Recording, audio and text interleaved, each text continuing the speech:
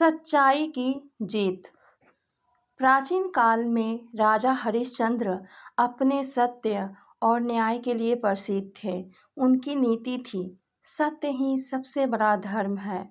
उनके राज्य में कोई झूठ नहीं बोलता था, कोई अन्याय नहीं करता था। एक दिन महर्षि विश्वामित्र उनके दरबार में आए। उन्होंने राजा की परीक्षा लेने का निश्चय किया।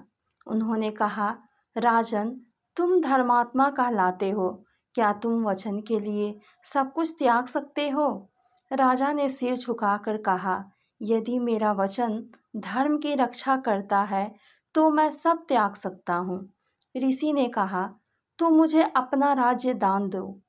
राजा ने बिना सोचे समझे अपना सारा राज्य विश्वामित्र को दे दिया। राजा, रानी तारामती और पुत्र रोहिताश्व वन में रहने चले गए।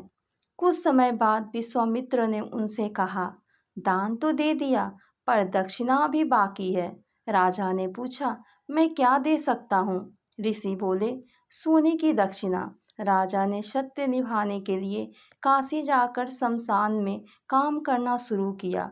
वह वहाँ मृत लोगों के दाह संस्कार से मिलने वाला शुल्क ऋषि को देने लगे। एक दिन उनका अपना पुत्र सांप के काटने से मर गया।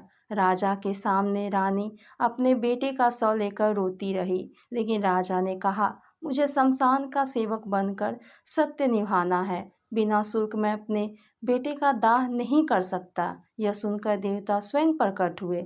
उन्होंने कहा, राजन, तुमने धरती पर सत्य की मर्यादा निभाई, अब स्वर्ग के द्वार तुम्हारे लिए खुले हैं।